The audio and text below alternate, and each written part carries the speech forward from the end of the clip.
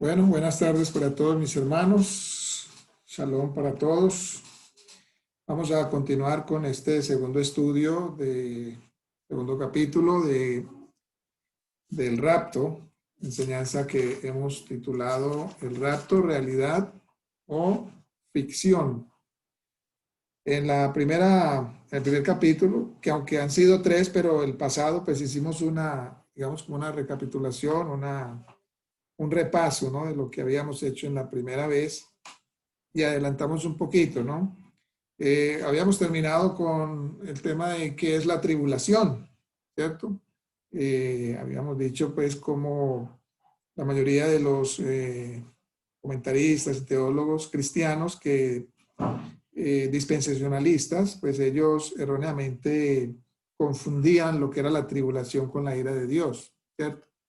Entonces, vimos pues cómo hay dos clases de iras, ¿no? La ira del Satán, que es contra los escogidos por Hashem, por el Eterno, contra la mujer que fue llevada al desierto, y el Satán se va con gran ira contra la descendencia de la mujer, que son los que guardan los mandamientos y tienen el testimonio de Yeshua. Vemos también entonces, y vimos también cómo la ira de Dios era la segunda. Una cosa es la ira de Dios y la otra cosa es la ira de Satán. Entonces la ira de Dios no es contra los creyentes, no es contra su pueblo escogido, sino contra aquellos que se rebelaron en contra de la verdad, aquellos que no quisieron oír, aquellos que se rebelaron, aquellos que, aunque escucharon y conocieron incluso, prefirieron no unirse al sistema mundial, al sistema del antimesías, y por lo tanto el Eterno entonces derramó sus copas de ira sobre este sistema, ¿cierto? Sobre el Satán, el falso profeta, la bestia, que es el sistema, y todos aquellos que siguieron al sistema. Entonces, ahí vemos que hay dos iras, dos clases de ira. La ira del Satán, que es la tribulación, la persecución contra el pueblo de Hashem, el que permanece fiel, y la gran ira o llamado también por los profetas, el día de Dios, el día de Hashem. Esa es la gran ira, ¿cierto? El Eterno da la retribución justa a todos aquellos que se rebelaron contra él, incluso aquellos que mataron o matan al pueblo de los escogidos. Bueno, entonces en esta ocasión vamos a tratar sobre la abominación desoladora de la que habla Yeshua y el profeta Daniel, y también vamos a mirar algunas palabras, algunos escritos del apóstol Pablo en acuerdo, ¿no?, en concordancia con las palabras de Yeshua. En las dos primeras sesiones hablamos de la concordancia de las palabras de Yeshua en Mateo, capítulo 24, e hicimos un paralelo con el libro de Apocalipsis, ¿cierto? Hicimos un paralelo y entonces vimos allí cómo había una concordancia entre lo que dijo Yeshua y las palabras que Yeshua le entregó al mensajero para que le diera a Juan de las cosas que habían de venir.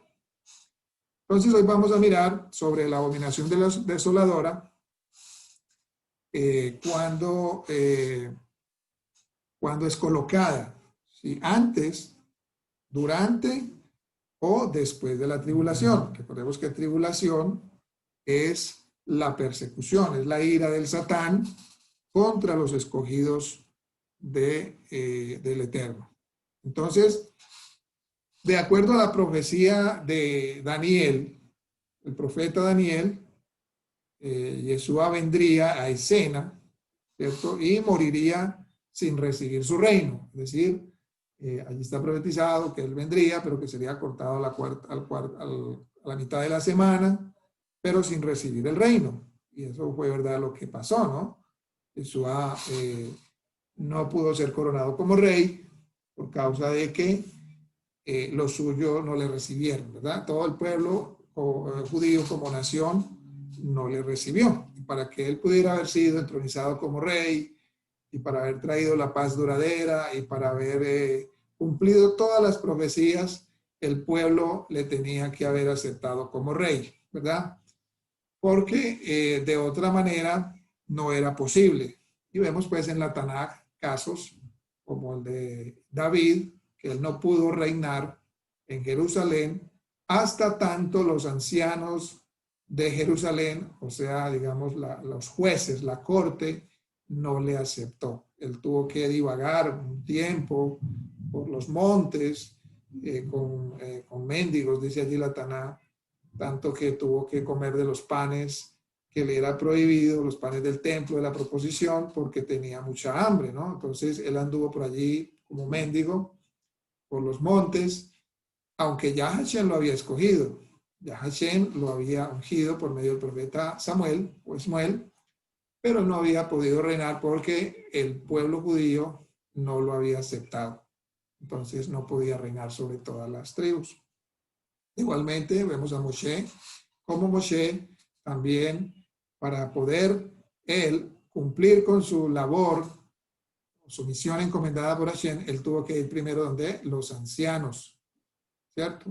Él no pasó por alto la autoridad del pueblo y él fue donde los ancianos y les relató, les contó toda la misión y bueno, en este caso, los ancianos de ese tiempo, pues afortunadamente para ellos y para todo el pueblo, sí le dieron la señal de la mano, en señal de compañerismo, como dice el apóstol Pablo, para que Moisés pudiera cumplir esa misión. Pero eso no sucedió con el Mesías, con Yeshua, y por lo tanto, él no pudo cumplir con los planes que el Eterno le había encomendado. Por lo tanto, no fue su responsabilidad, sino la responsabilidad de aquellos dirigentes, de aquellos ancianos del tiempo del primer templo que no permitieron que él cumpliera esa misión. En otras palabras, ellos se perdieron esa gran y maravillosa oportunidad. Entonces, Yeshua vino, como dice el profeta Daniel, dice, vino a escena, pero moriría sin recibir el reino. Entonces, luego sigue diciendo el profeta que el príncipe de un pueblo, en este caso es un general romano, vendría más tarde, destruiría el santuario y detendría los sacrificios diarios. Detendría los sacrificios diarios porque sin templo pues ya no habría más sacrificios. Aquí se refiere a ese general romano del año 70 que vendría a destruir el santuario y a detener los sacrificios diarios. Según la versión, una de las versiones nueva versión internacional, dice en Daniel 9, 26 al 27, dice, después de las 62 semanas y 7, las 62 y 7 semanas serían 69, el ungido, dice, será cortado. El ungido, en esta ocasión, pues sabemos que ungido se refiere a Mesías, o el untado de aceite. Será cortado y tendrá nada. Y tendrá nada, es decir, no recibirá el reino, lo que estamos diciendo. Es decir, Yeshua no estableció su reino. La gente, los romanos del regidor, quien vendrá, destruirá la ciudad. Y esto pasó en el año 70, ¿cierto? De nuestra era común. Destruiría la ciudad y el santuario. Entonces ya aquí habla de esa primera parte, ¿verdad? Esa primera parte que cuando vino Yeshua, cuando él murió,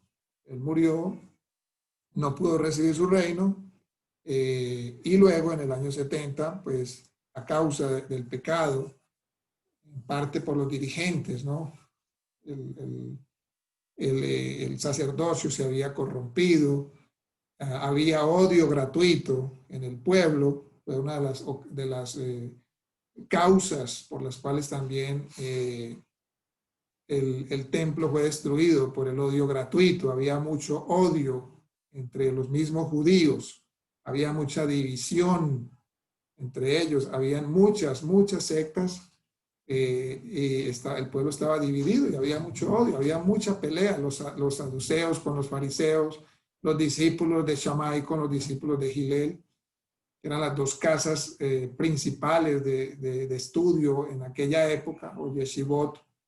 Había, aunque entre Shammai y Hillel no había odio, pero los discípulos de ellos sí, y sus descendientes, los descendientes sí se llegaron a odiar y en gran manera.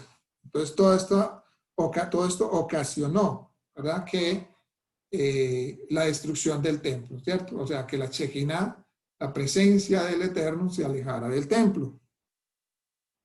Y por eso, pues, fue destruido en el año 70, porque un templo donde no está la Shekinah, pues no tenía ningún sentido. Igualmente, pues la persecución y todo, la muerte del Mesías, de Yeshua, todo esto, pues como estudiamos en la parashá pasada, los que estuvieron en la parashá, vemos que ellos allí desobedecieron un mandamiento de no escuchar al profeta que Moshe les iba a levantar. Entonces, eso también ocasionó, ¿verdad?, la destrucción del templo, porque el mandamiento dice, y a él oiréis, y el que no lo oyere, ¿verdad?, el Eterno lo llamará a cuentas. Entonces toda la nación fue llamada a cuentas, porque no oyeron a aquel profeta que el Eterno les levantaría de entre ellos, así como Moshe. O sea, Moshe el primer libertador, Aarón el segundo, perdón, Yeshua el segundo libertador.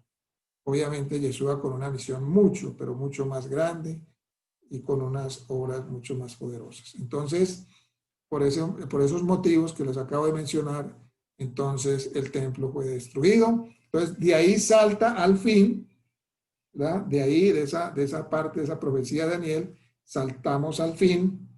El fin vendrá, dice, como inundación. La guerra continuará hasta el fin. Y desolaciones han sido decretadas, ¿verdad? Luego, más adelante, la tierra de Israel fue dejada desolada. Todos los judíos en el año 135 fueron expulsados. Total, de allí la tierra fue renombrada por los romanos, fue renombrada, y todos los judíos fueron totalmente exiliados. Entonces, de ahí se salta al final, donde ya vendrá el tiempo del antimashiach, el tiempo del antimashiach que confirmará un pacto, ¿cierto?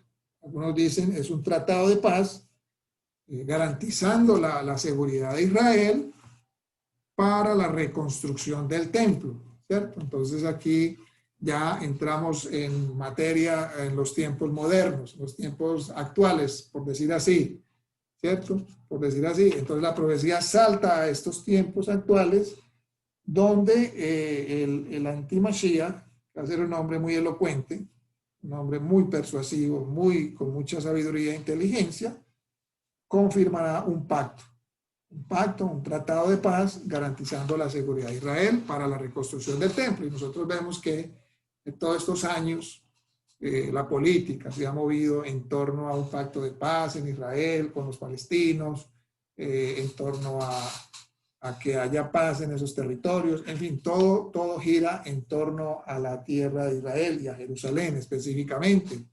Vimos también como el presidente actual de los Estados Unidos, Donald Trump, declaró a Jerusalén como la capital de Israel, incluso prometió trasladar la embajada de los Estados Unidos para allá, lo que causó obviamente gran revuelo en los países opositores de Israel. Algunas naciones apoyaron esa medida y trasladaron también sus embajadas, y esto pues ya vemos como todo se va moviendo, ¿no? Todo se va moviendo bajo la supervisión directa de Hashem. Hay cosas que quizás nos parecerán a nuestros ojos negativas o malas, pero todo está bajo la supervisión de Hashem. Ahora pues tenemos esta crisis actual y muchas cosas vendrán refiriéndose a las pestes que vimos en la clase pasada. Vendrán pestes, hambrunas, guerras, muertes, En fin, todo esto es parte de lo que está profetizado, ¿sí? Es parte de lo que está escrito y por eso nosotros no debemos, como dice el apóstol Pablo, no debemos alarmarnos, ¿cierto? Porque todas estas cosas sabemos que están allí, están escritas. Lo que nosotros debemos hacer, pues es realmente, por el contrario, acercarnos mucho más a Hashem. Estas cosas que estamos viendo, por el contrario, nos deben llenar de un gozo interior, no porque muera mucha gente, no porque la plaga esté como tal, sino porque vemos delante de nuestros ojos, delante de nuestras narices, como se dice, de que la escritura, toda esta escritura que hemos leído durante muchos años y nuestros antepasados, tiene un cumplimiento, es verdadera y fiel, ¿verdad? Y eso nos debe llenar de mucha más emuná, y a ese es el gozo que yo me refiero, que nos debe llenar, debe elevarnos y aumentar nuestra emuná, porque vemos que las palabras del Eterno son fieles, son fidedignas, independientemente de los años que pasen, pero las palabras del Eterno se cumplen, ¿verdad? Entonces, vemos también que este templo, vamos a ver que este templo, la reconstrucción de este templo, obviamente será para la restitución de los sacrificios de los animales, es decir, de los sacrificios que se llevaban a cabo en el templo anteriormente, y se restituirán estos sacrificios, se restituirá un sacerdocio, y todo esto será un pacto, como dice, que será hecho por una semana, ¿cierto? Una semana de años, ¿no? Pero en la mitad de la semana, ¿cierto? O sea, posiblemente a los 3 años y medio, nuevamente entonces se pondrá fin a los sacrificios, a las ofrendas, y el que causa desolación colocará abominaciones sobre un ala del templo, ¿verdad? Esto pues también ya se vivió en otras épocas, en la época de los macabeos, ¿cierto? Allí hubo algo parecido. Antíoco Epifanes también quitó los sacrificios, hizo también allí una abominación, trajo una abominación, sacrificó un cerdo para humillar precisamente a los judíos. Entonces vemos que hay una sombra también en aquel tiempo de lo que será al final, como dijo el rey Salomón, ¿no? Lo que será también. Entonces, esto sucederá también en estos tiempos actuales, en estos tiempos finales, hasta que el fin que está decretado, sea derramado sobre él.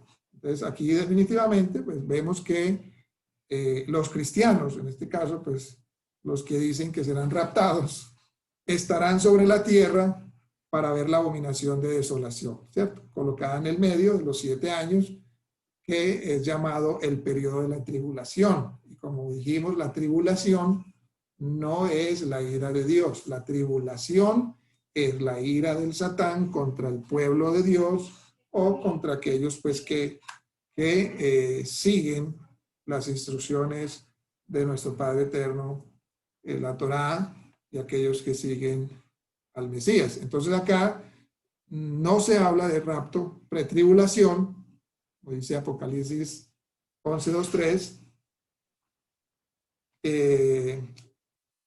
13:5 y Daniel 12:7. Todo esto se verifica pues en estas escrituras. Después de entonces de esto ya el Eterno a través de Yeshua desmenuzará la bestia y a todo su sistema, ¿cierto? Con el espíritu, con las palabras de su boca, dice, desmenuzará a la bestia, ¿cierto? Y a todo este sistema.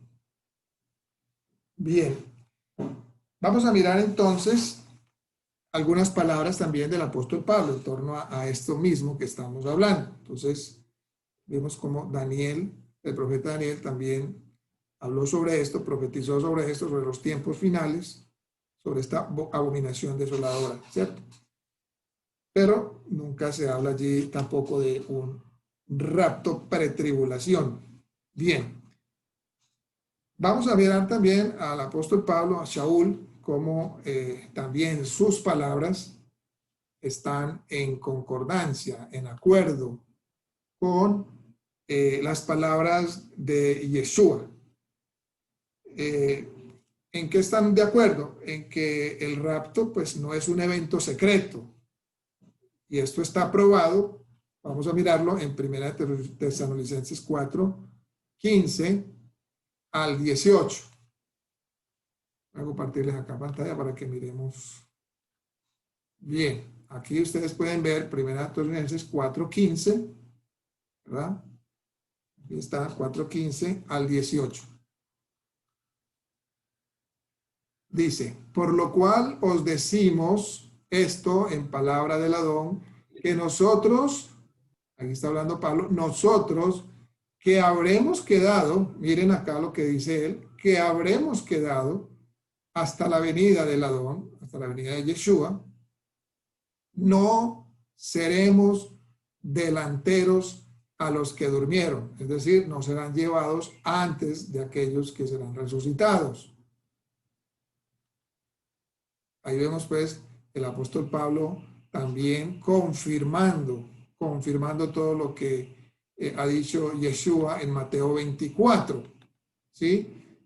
Bueno, algunos dirán, no, es que Pablo era judío, pero eso no tiene que ver, porque Pablo era un creyente del Mesías, ¿verdad? Es un creyente del Mesías porque el decir de la mayoría de los que creen en el rapto, pretribulación, es que los judíos quedarán en la tierra y toda la iglesia cristiana sería raptada, ¿cierto? Lo cual no es cierto, porque aquí vemos Pablo, que es un creyente en el Mesías, diciendo que en palabra del Adón, que nosotros que vivimos, que habremos quedado hasta la venida de Yeshua. O sea, ellos, los creyentes, quedarán hasta la venida de Yeshua. No seremos delanteros. No seremos delanteros o no precederemos a los que durmieron. Recordemos que esta palabra venida, recordemos la palabra, es la palabra parousia, ¿verdad? Aquí la vemos. Parousia. Estar cerca, cercar, adviento, retorno especial, específicamente del Mashiach, para castigar a Jerusalén, o finalmente de los malos. Es la presencia, la venida, la única venida del Mesías visible, no hay una venida secreta, como lo hemos estudiado. Pues esta palabra, tengan presente, es parousia, porque ahorita vamos a analizar las tres palabras que se usan para, digamos, describir la venida del Mesías, que son parousia, apocalipsis y epifanía, pero son tres términos similares para describir esa venida visible, no hay una venida secreta. Bien, entonces seguimos, dice 1 Tesalonicenses 4, 16, dice, porque el Señor mismo, el mismo Señor, con aclamación, esta palabra aclamación, miren lo que dice acá, es un grito de incitación, una voz, con aclamación, con voz, aquí esta palabra viene de fon, mediante la idea de revelación, tono, discurso, ruido, sonido, toque, dar voces, estruendo, grito, ¿verdad? Aquí no vemos por ningún lado palabras suaves ni vemos venidas secretas. Aquí vemos la venida de Yeshua con aclamación, con voz, con grito, o sea, con bulla de arcángel y con trompeta, o sea, chofar de Hashem, mediante la idea de oscilar o reverberación, trompeta. Sabemos pues cómo suena el chofar, ¿verdad? Entonces, con aclamación, con voz de arcángel y con trompeta de Hashem, descenderá del cielo y los muertos en Mashiach resucitarán primero. Entonces, miren lo que dijo el apóstol Pablo acá. Acá que nosotros que vivimos, que habremos quedado hasta la venida del Adón, no precederemos o no seremos delanteros a los que durmieron. Es decir, ellos no se van a anticipar. O sea, ellos no van a ser llevados en ningún rapto secreto. Por el contrario, primeramente los muertos en el Mashiach resucitarán primero. Y mire lo que dice el 1 Tesalonicenses 4:17. Luego nosotros, los que vivimos, ¿sí?, los que quedamos juntamente con ellos, seremos arrebatados. Esta palabra arrebatado es dar paso, apoderarse de, arrebatar, en las nubes, a recibir al Adón en el aire, y así estaremos siempre con él, ¿verdad? Por tanto, consolados los unos a los otros con estas palabras, ¿cierto? Entonces, quiere decir acá que, como pudimos ver, tanto los que durmieron en el Mesías como los que quedaron vivos serán llevados o arrebatados a las nubes para recibir a Yeshua. Ahora, otro tema también, que aunque no es el tema de esta clase, pero se puede mencionar cortamente, que es, porque la mayoría también de la iglesia cristiana dice que serán llevados al cielo, ¿verdad? Y allí esperarán y se quedarán en el cielo y reinarán desde el cielo. Pero Yeshua viene, Él pone sus pies en la tierra, ¿verdad? Él pone sus pies en la tierra, Él viene a reinar, Él viene a establecer el reino de Dios en la tierra. Él no viene y se devuelve, no. Él viene a reinar, por lo tanto, el punto de encuentro es en el aire, en las nubes, pero Yeshua viene a la tierra, o sea, no se devuelve para el cielo, ni se lleva a la gente para el cielo, sino que Él se los lleva a algún lugar, probablemente a Israel, y para establecer allí su reinado, ¿verdad? Bueno, entonces, como vimos acá en estos 3 versos, aquí no vemos ningún rapto secreto, aquí no vemos ningún rapto pretribulación, y pues si alguno puede sacar una venida secreta de esta escritura y de las que hemos visto, entonces verdaderamente son, wow, maestros, grandes maestros, pero de la desilusión, porque esto va a desilusionar a muchas personas cuando verdaderamente no haya ni un rapto secreto, sino que los acontecimientos se vayan viniendo y venga la persecución y vengan estos tiempos finales que van a venir y van a ser decretados cuando venga la persecución por el sistema del anti-Mashiach, cuando muchos vayan a ser muertos, porque dice que Hashem le dio el poder para vencer a muchos, en este caso para matar a muchos escogidos, pero sabemos que Yeshua en palabras textuales le dijo a sus discípulos, y hoy en día también son palabras que resuenan para nosotros: no temamos al que pueda matar el cuerpo, ¿verdad? Porque pues al fin y al cabo el cuerpo es de la tierra. No temamos al que mata el cuerpo, sino aquel que puede matar o destruir las almas, ¿cierto? Por lo tanto, incluso él, como les dije ahora, y todos conocemos esas palabras, que nos debemos es regocijar y orar para que nuestros nombres sean escritos en el libro de la vida. Entonces, 3 menciones acá audibles se escuchan: la voz de mando, o sea, grito, como de alguien del ejército, ¿no? Un general del ejército o aquel que tiene una tropa a su mando cuando llama a su ejército, ¿no? Una voz de mando, una voz de arcángel y una trompeta o un shofar, ¿cierto? Ya que esta pues es la venida del Mashiach. Y como estudiamos también en la clase pasada y repasamos Mateo, pues allí habla de que Él vendrá como un relámpago, ¿no? Que se muestra del oriente, o sea, que se muestra en todos los puntos de la tierra, del oriente al occidente. Asimismo vendrá el Mashiach, o sea, será una venida visible, su venida, la venida que, donde Él vendrá por sus escogidos, por todos aquellos que permanecieron fieles y perseveraron hasta el final. Otra palabra que recordamos, otra frase que Él dijo: el que persevere hasta el final, ese será salvo, ¿cierto?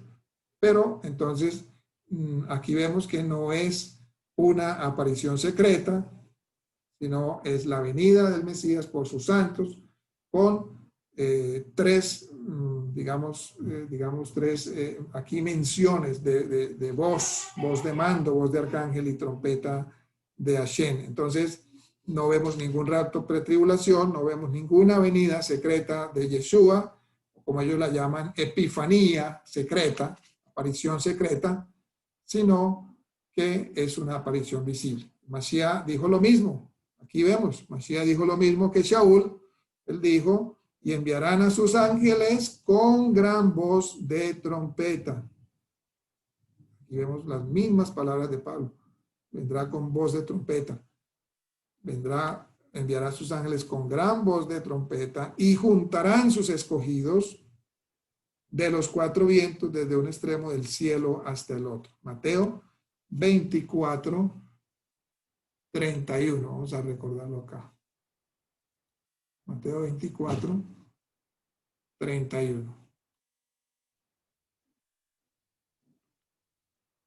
Y enviará a sus malachim, sus mensajeros, con gran voz. Mire que es la misma palabra que dijo Pablo. Mediante la relación, tono, discurso, ruido, sonido, ¿sí? Con gran voz de trompeta.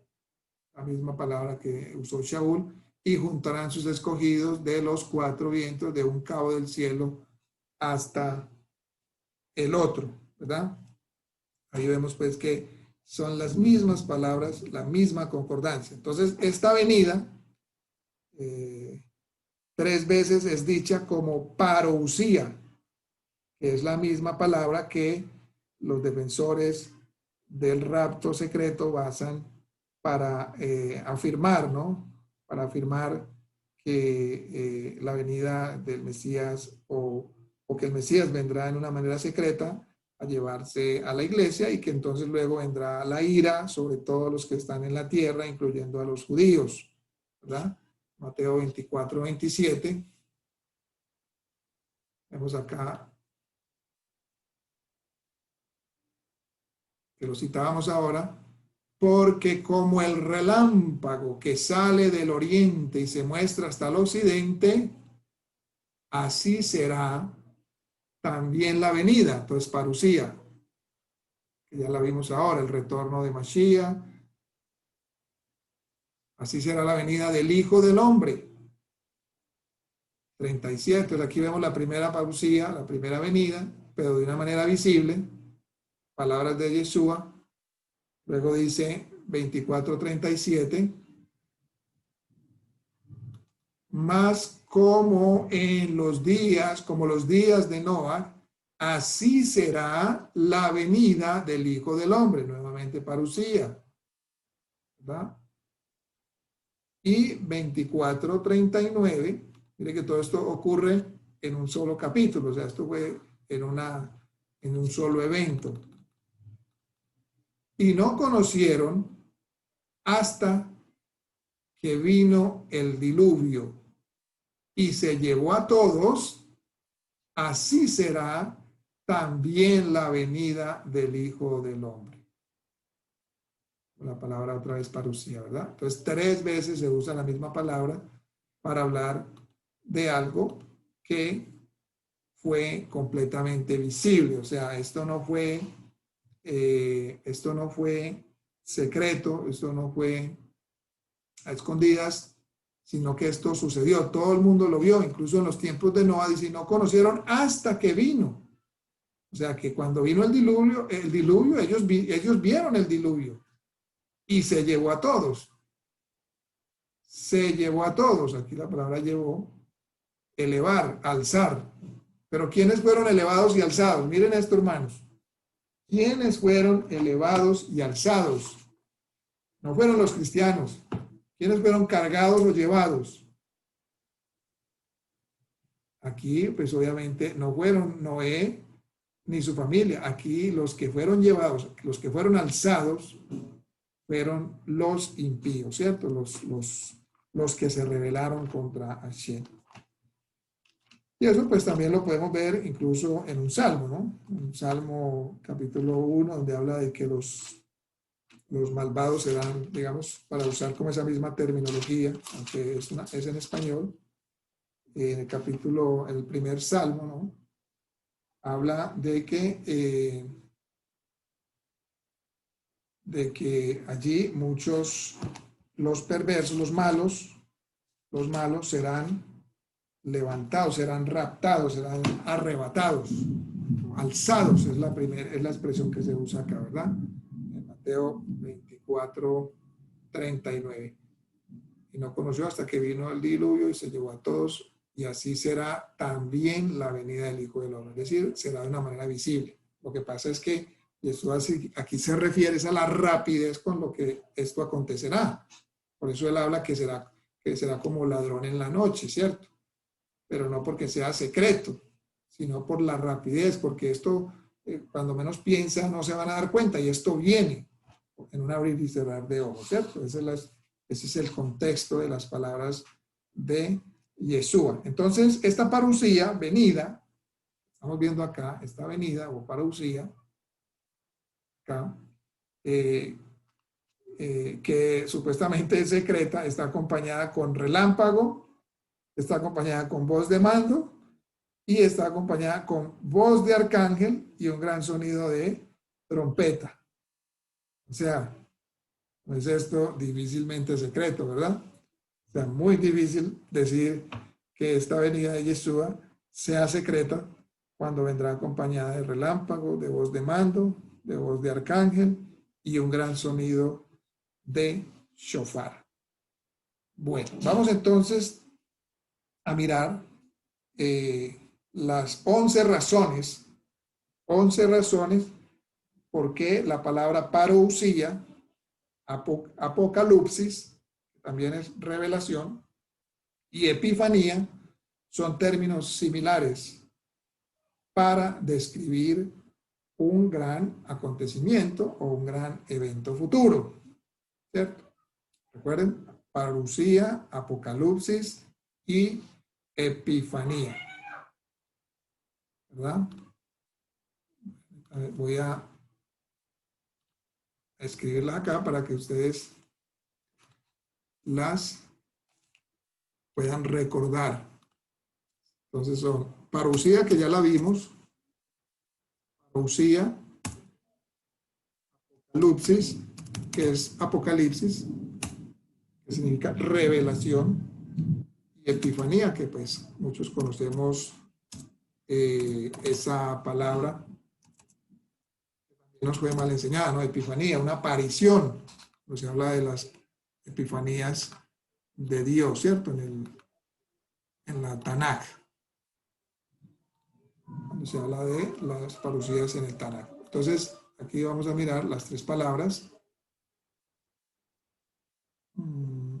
Aquí están. ¿Qué se me hizo?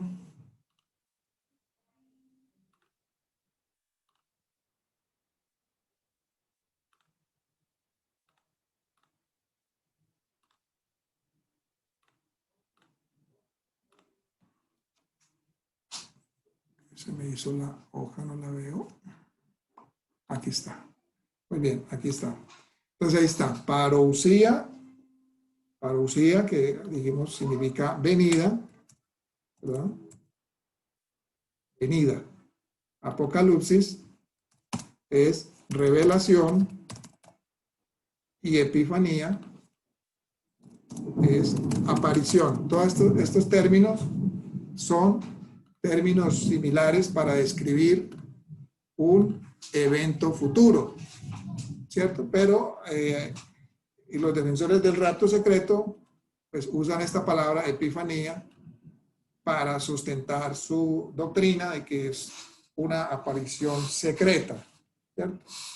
Bien, entonces hasta ahora hemos visto pues que los cristianos defensores del rapto secreto están en conexión con su venida, o sea, su parucía, pero la pregunta aquí sería, ¿son estos mismos cristianos vistos en conexión con la epifanía o sea, la aparición del Mesías, y con su apocalipsis, con su revelación, ¿cierto? O sea, vimos cómo aquellos cristianos que van a quedar hasta el final, vimos allí la palabra, donde vimos esta palabra, parusía, ¿verdad?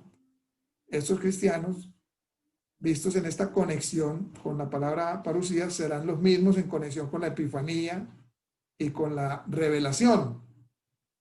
Bien, entonces acá los rapturistas, o sea, los defensores del rapto, dicen que estas dos últimas palabras griegas describen el fin de la tribulación y el tiempo del reino de Yeshua. O sea, ellos dicen que la palabra epifanía, la palabra revelación describen el fin de la tribulación y el tiempo del reino de Yeshua. Pero vamos a probar con la escritura que todas estas tres palabras griegas, tanto parusía como apocalipsis,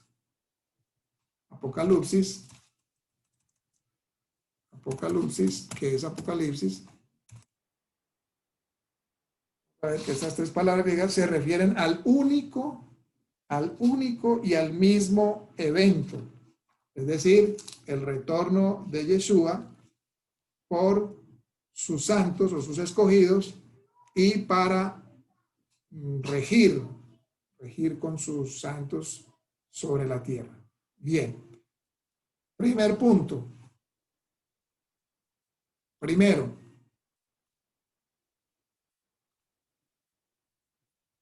vamos a volver acá a compartir esta. Muy bien.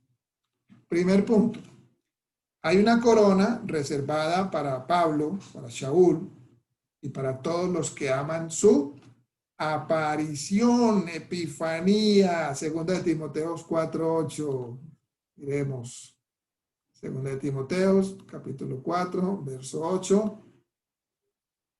Dice acá el apóstol Pablo: por lo demás, me está guardada la corona de justicia, la cual me dará el Adón, pues justo en aquel día, ¿cuál día se refiere? A la venida de Yeshua, y no solo a mí, sino también a todos los que aman su ¿qué?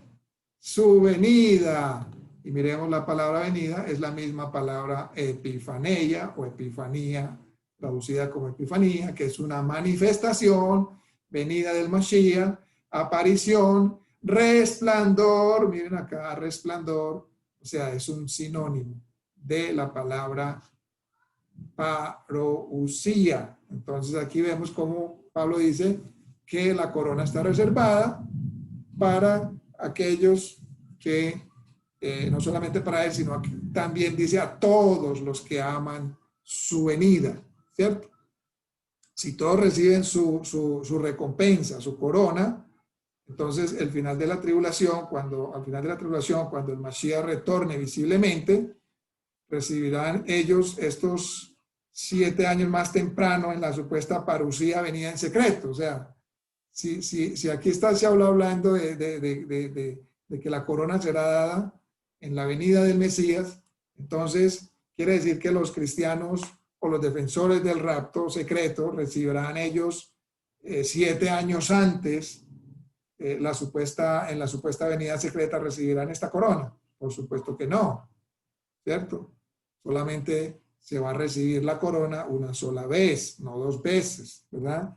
O es antes o es después. Aquí estamos viendo cómo Pablo habla de esta epifanía o esta venida, esta manifestación en resplandor, y vemos que un resplandor es visible, ¿no? Resplandor, manifestación, es visible, ¿verdad? Bien.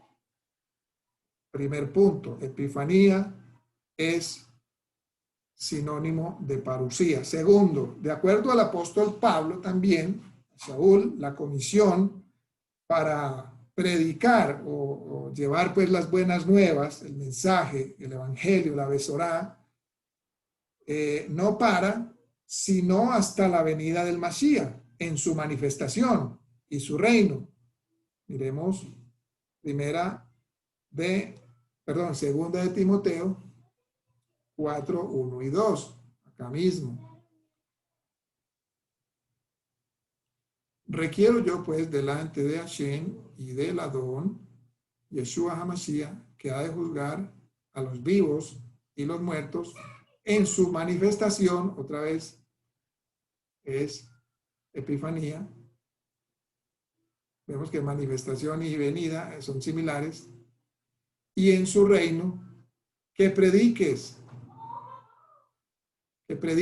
la palabra, que instes a tiempo y fuera de tiempo, que y redarguye y reprende, exhorta con toda paciencia y con toda doctrina, ¿verdad? Entonces aquí Pablo dice que requiero delante de Hashem y del Adón Yeshua Mashiach, que va a juzgar a los vivos y a los muertos en su manifestación, en su reino, que se predique la palabra, que se inste, dice, a tiempo y fuera de tiempo.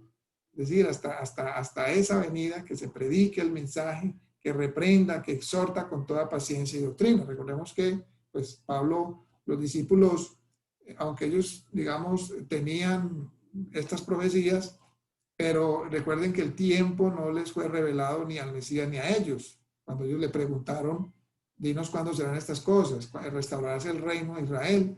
Entonces les dice, bueno, eso no les toca saberlo a ustedes, sino que eso está en la potestad del Padre. Eso no lo sabe nadie, ni el Hijo, sino el Padre que está en los cielos, ¿verdad? Entonces, aquí ellos esperaban también que esa venida fuera pronta, rápida, porque ellos, esto no les había sido revelado.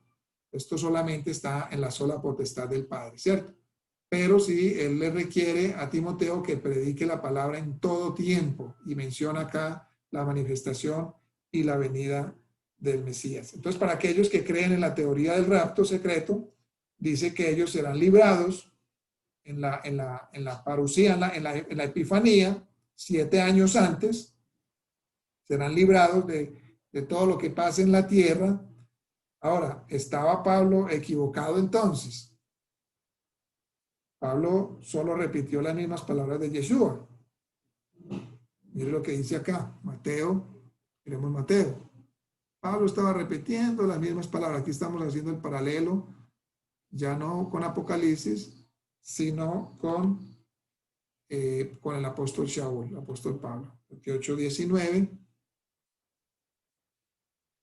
Por tanto, dice acá Mateo, por tanto, y doctrinad a todas las naciones, gentiles, dice acá, pero aquí es la palabra naciones, étnicos, se refiere a naciones, y doctrinad a todas las naciones, sumergiéndolos o bautizándolos en el nombre de, bueno, aquí está, pues, esto fue una añadidura, ¿no?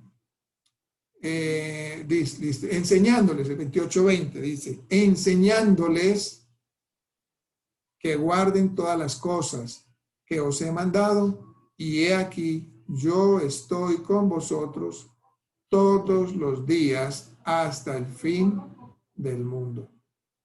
Yo estoy aquí con vosotros todos los días hasta el fin del mundo, ¿verdad? Entonces, aquí vemos cuando Pablo exhorta a Timoteo, mencionándole la venida del Mesías, a que predique en todo tiempo, a que redarguya a tiempo y fuera de tiempo, ¿cierto? Según la enseñanza que había recibido, quizás también él, por transmisión oral de los otros apóstoles que habían escuchado estas palabras, enseñándoles que guarden todas las cosas. He aquí, yo estoy con vosotros todos los días hasta el fin del mundo, ¿verdad? Entonces aquí vemos también en concordancia esas palabras, al fin del mundo o al fin de la era. Entonces, ¿cómo se puede predicar hasta el fin si estas personas van a ser raptadas 7 años antes? Por supuesto que no pueden, eso es obvio, ¿verdad?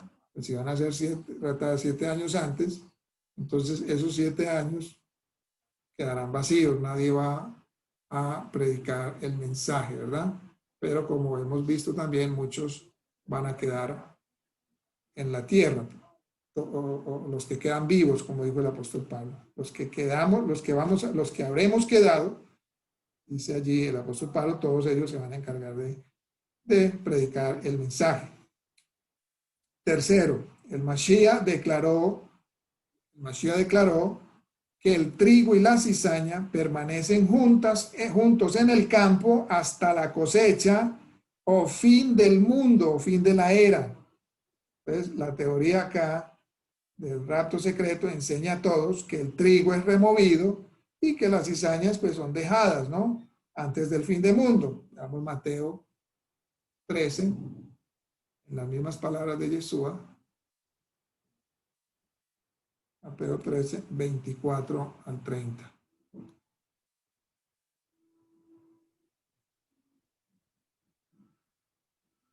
Otra parábola les propuso diciendo: el reino de los cielos es semejante al hombre que siembra buena simiente en su campo, mas durmiendo los hombres vino su enemigo y sembró cizaña entre el trigo y se fue.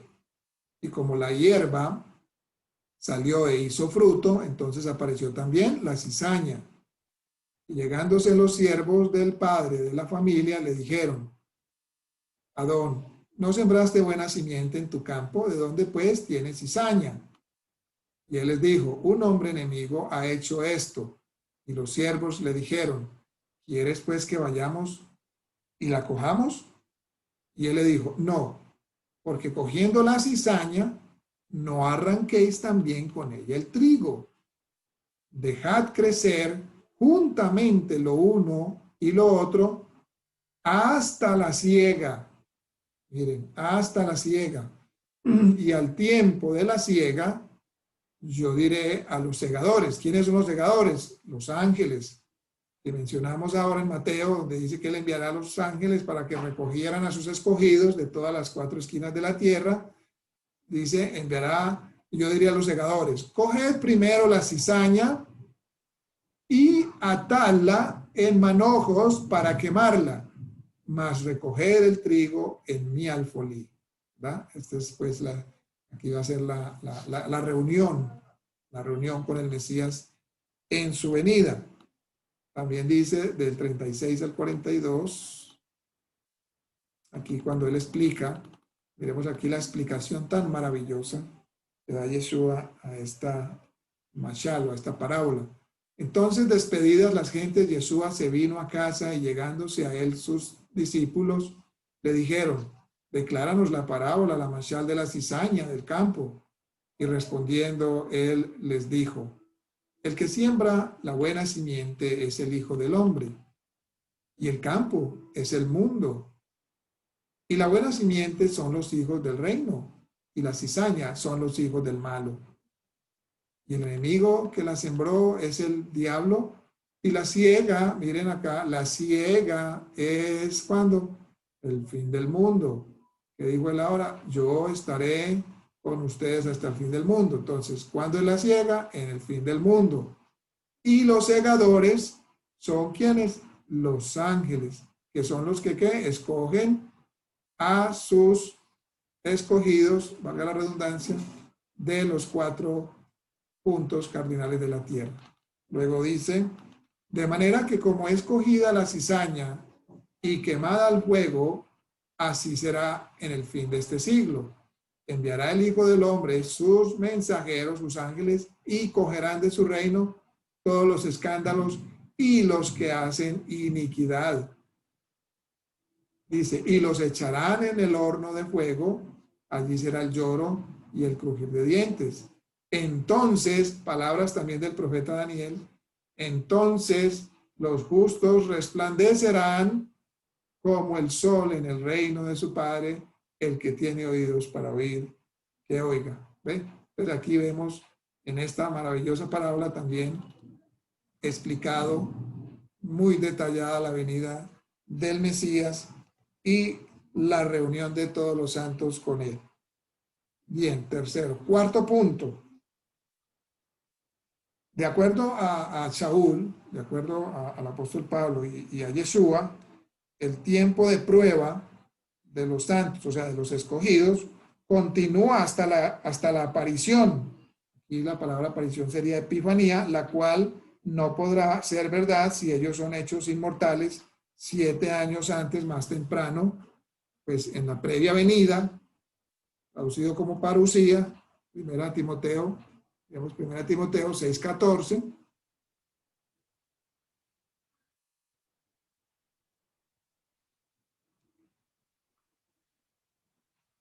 Dice, te mando delante, damos del 13, te mando delante de Hashem que da vida a todas las cosas y de Yeshua HaMashiach que testificó la buena profesión delante de Poncio Pilato, que guardes el mandamiento sin mancha, entonces, sin mácula es sin mancha, ni reprensión hasta la aparición de nuestro Adón Yeshua HaMashiach. Aquí la palabra aparición es epifanía, ¿cierto? Desde epifanía, como hemos venido hablando. Entonces, él le dice allí que guarden el mandamiento sin mácula o sin mancha ni reprensión hasta la aparición, la epifanía de nuestro Adón Yeshua HaMashiach. Ahora, ¿cómo podrían ellos guardar el mandamiento hasta la aparición en el fin de la tribulación si ellos fueron raptados 7 años antes? O sea, eso no tiene sentido, ¿cierto? Si él está diciendo, guarden el mandamiento hasta la aparición, ¿sí? Y recordemos que aquí aparición es epifanía, pero como hemos visto es un sinónimo de parusía, ¿verdad? Entonces ahí vemos otra total contradicción entre los defensores del rapto. Quinto, la bienaventurada esperanza, otro término usado para el tiempo final. La bienaventurada esperanza es la gloriosa aparición, o sea, epifanía del gran Dios y nuestro Salvador Yeshua HaMashiach. Tito 2, 11 al 13. Vemos aquí Tito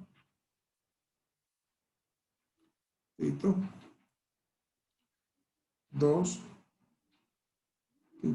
11 al 13. Dice, porque la gracia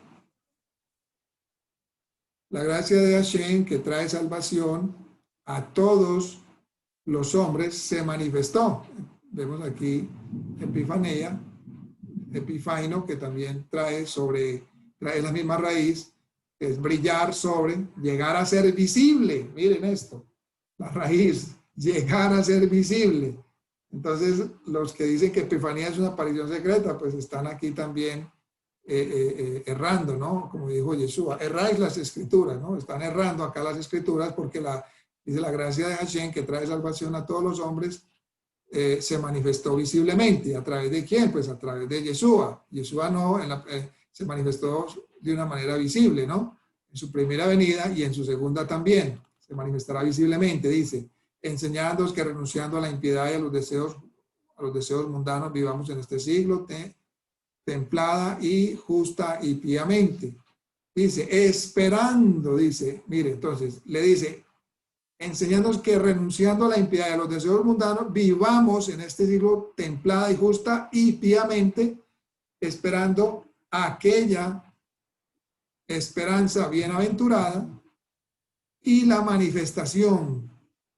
Aquí vemos manifestación, epifanía, manifestación, resplandor del gran Dios y Salvador y de nuestro don Yeshua HaMashiach, ¿verdad? Entonces aquí vemos cómo Shaul habla a Tito, a un discípulo de él, diciéndole que debemos vivir o que deben renunciar, que la gracia enseña que se debe renunciar a todo tipo de impiedad, a todos deseos mundanos, para que se viva en este siglo templada y justa y piamente, esperando. No dice la esperanza bienaventurada, la aparición secreta, no. Él se refiere siempre a la misma venida del Mesías, a la venida visible, con voz de mando, con trompeta de Dios, con voz de arcángel, ¿verdad? Entonces es la misma venida en todas las partes donde Pablo se refiere, es la misma y única venida de Yeshua HaMashiach. Entonces esta esperanza pues es recibida al final, o esta aparición se recibe al final, no en el principio de los 7 años de tribulación, como se enseña en la doctrina del rapto secreto.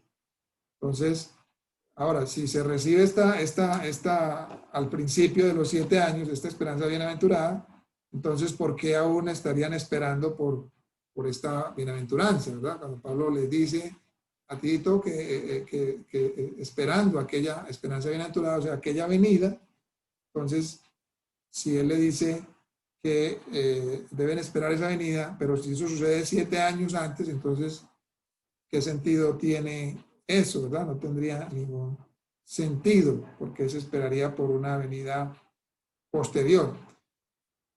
Ahora, ¿por qué Pablo dijo que, dice Romanos 8:14? Dice, mire lo que dijo Pablo, porque lo que alguno ve, ¿a qué esperarlo? ¿Cierto?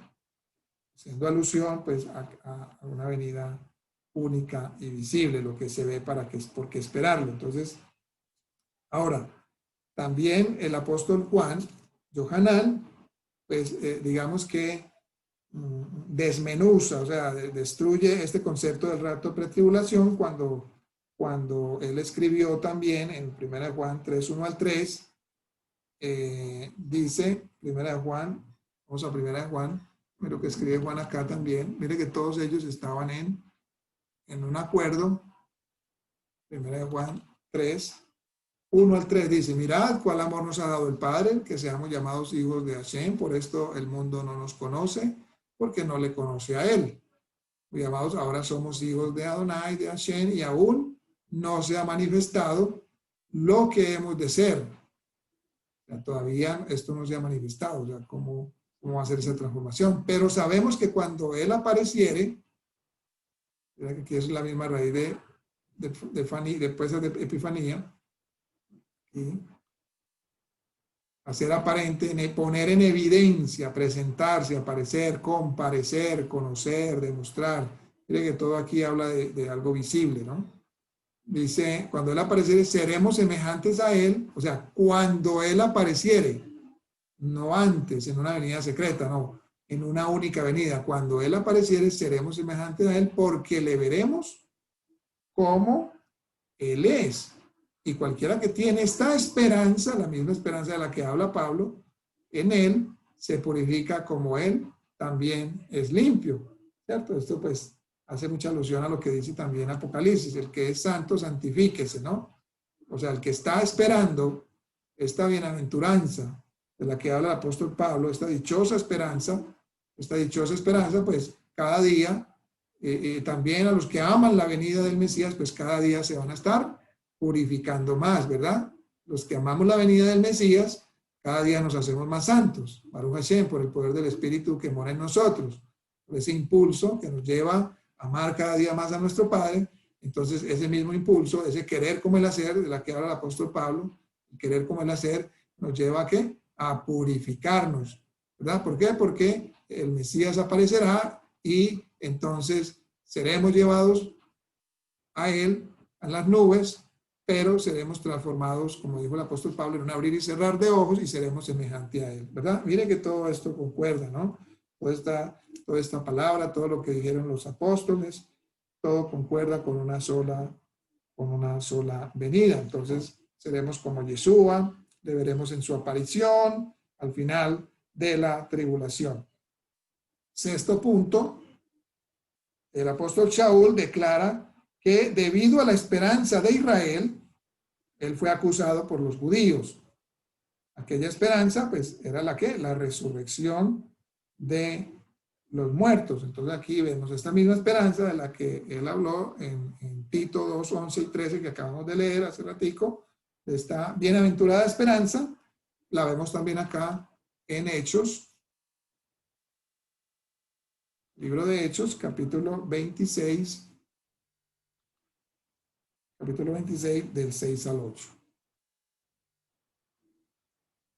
Dice, y ahora por la esperanza, mire, la esperanza de la promesa que hizo Elohim a nuestros padres, sois llamado en juicio, a la cual promesa nuestras, 12 tribus sirviendo constantemente de día y de noche, esperan que han de llegar, por la cual esperanza, otra vez, oh rey Agripa, soy acusado de los judíos. Que juzgase cosa increíble entre vosotros, que Elohim resucite los muertos. Entonces vemos que la resurrección ocurrirá en la única venida visible de Yeshua, ¿cierto? Como leímos anteriormente, que no precederemos a los que murieron en el Adón, sino que primeramente serán resucitados los muertos, ¿verdad? Serán resucitados y luego dice, nosotros seremos llevados juntos al aire para encontrarnos con el Mesías. Entonces esa es la esperanza, esa bienaventurada esperanza es la resurrección que solamente ocurrirá en la única venida visible de Yeshua, cuando Él venga. Primeramente serán levantados los muertos y los que habremos quedado hasta el fin, hasta la venida de Yeshua, no 7 años antes, seremos también transformados en un abrir y cerrar de ojos para estar con el Mesías para siempre, ¿cierto? Entonces, mire que aquí también hay concordancia en estas palabras, que Israel, todas las 12 tribus que sirven a Hashem, también tienen esta misma esperanza, que es la promesa de la resurrección de entre los muertos. Bien, Primera de Corintios 15, 22 al 23 también muestra que la resurrección será en la venida, ¿cierto?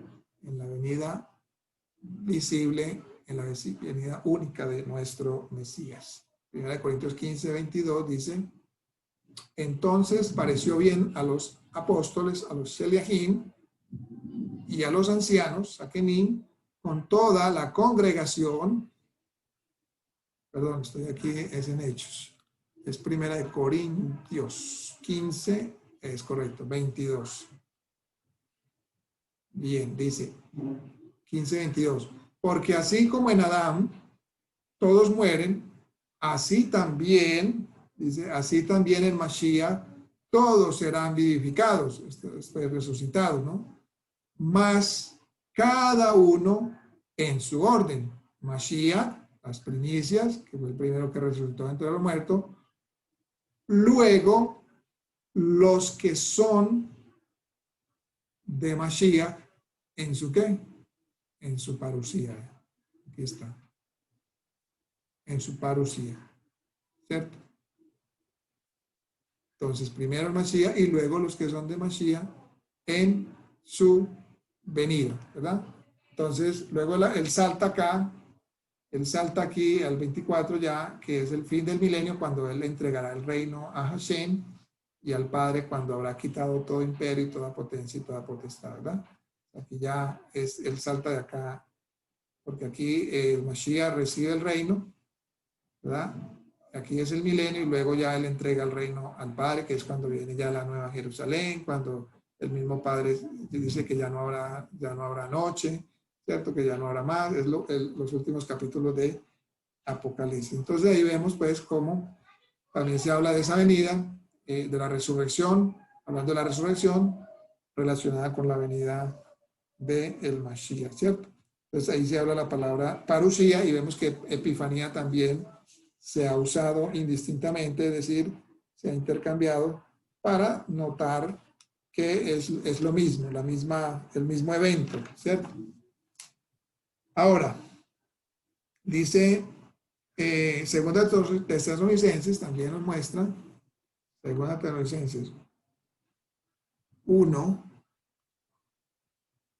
Segunda Tesalonicenses 1, 7 dice, aquí muestra que los santos, o sea, los escogidos, serán glorificados cuando Yeshua será revelado, será manifestado. Segunda Tesalonicenses 1, 7 dice, y a vosotros que sois atribulados, aquí vemos, si estos santos y estos escogidos fueron atribulados, ¿por qué los defensores digamos, qué ventaja tienen los defensores del rapto, que no van a ser atribulados, ¿verdad? Si todos estos santos que verdaderamente padecieron y fueron perseguidos en el tiempo de los apóstoles, dice, a vosotros que sois atribulados, ¿sí? Dar reposo con nosotros cuando se manifestará el Adón Yeshua, Mesías del cielo. ¿Con quién? Con los ángeles de su potencia. Más claro no puede ser. Vamos desde el 1.6. Porque es justo para con Hashem pagar con tribulación, ¿sí?, a los que os atribulan. Aquí se habla ya de la ira de Dios, aflicción, angustia, vendrán tiempos angustiosos, atribular, persecución, pero aquí es presión. Esta presión es las copas de la ira de Dios, ¿verdad?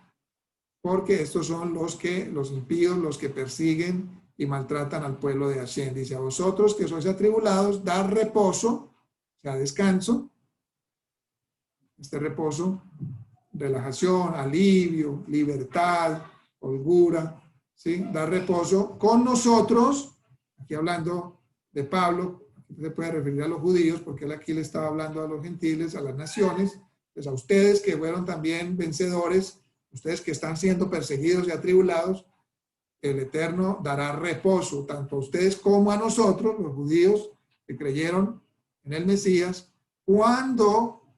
7 años antes, no, cuando se manifestará. Entonces aquí vemos la palabra ¿qué?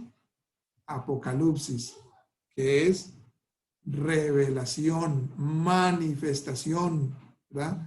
¿Cierto? Entonces vemos esas 3 palabras son similares, son sinónimos para manifestar el mismo y único evento. Cuando se manifestará la don Yeshua del cielo, vemos aquí nuevamente del cielo. Pablo habló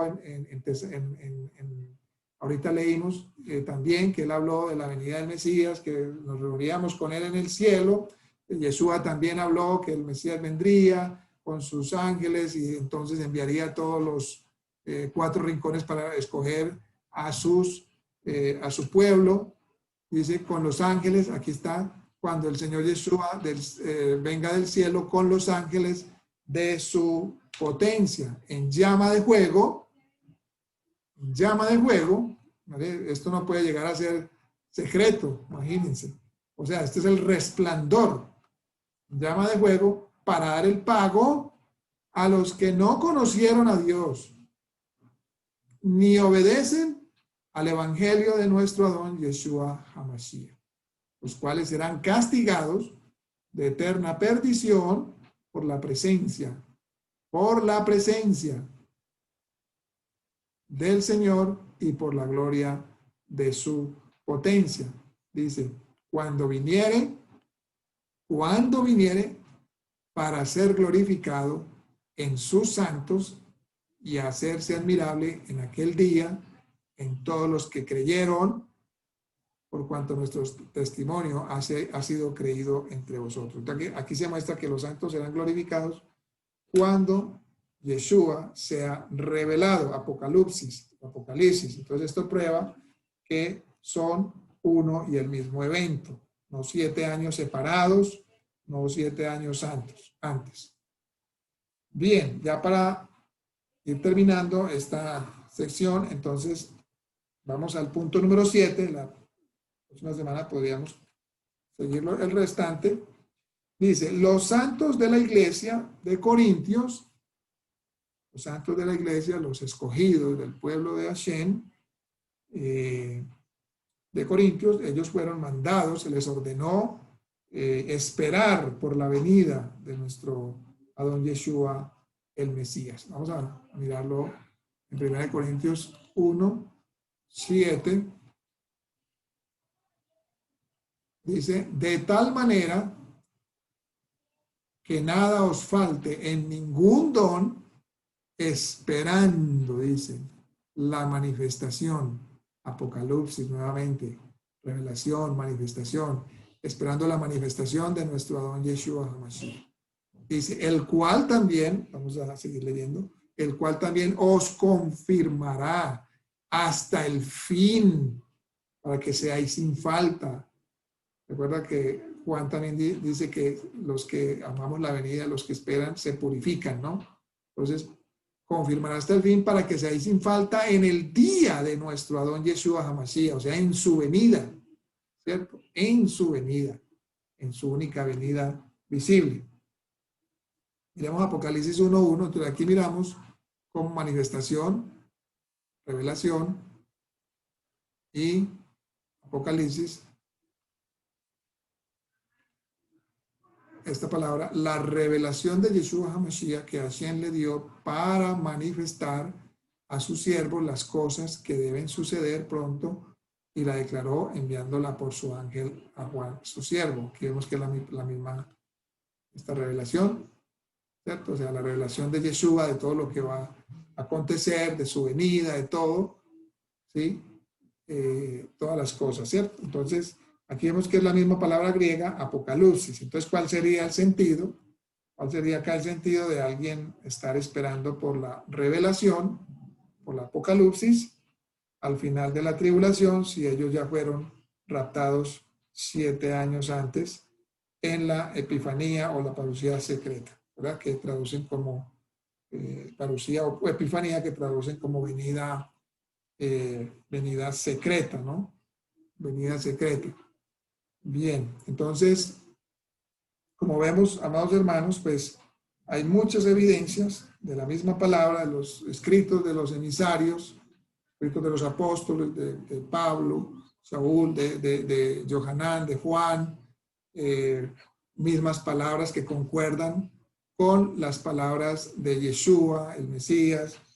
En Mateo 24 vimos también una de las parábolas que es la cizaña y el trigo, ¿sí? Y bueno, y faltan algunas otras. Por ejemplo, cuando él recoge a las naciones de los 4 extremos y reúne a unas ovejas, que en este caso son naciones, a la derecha, luego a la izquierda. Bien, todo eso tiene concordancia con lo que estamos hablando de una venida